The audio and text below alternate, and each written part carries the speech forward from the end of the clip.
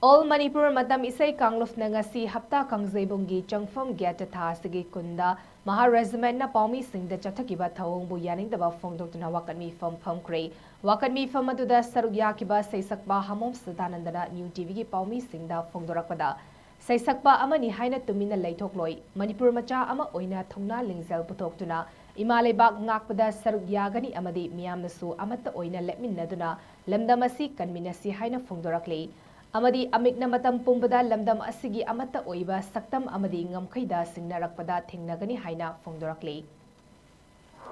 Imalebak Manipur haibasida singnarakpa khudingmakti soidana mayoknagani aduga artist oinasu leithokloi artist ni aduni haina leitabida mipum khudingmak aigi profession nuna tongana thamraga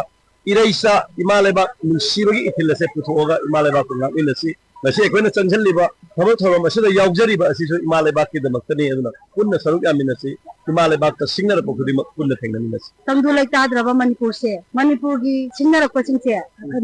ami akoi apun Manipur matam isei nasu thengajagani na haje akoi ami ki artist pumna magna support tawjare akoi gi artist nasu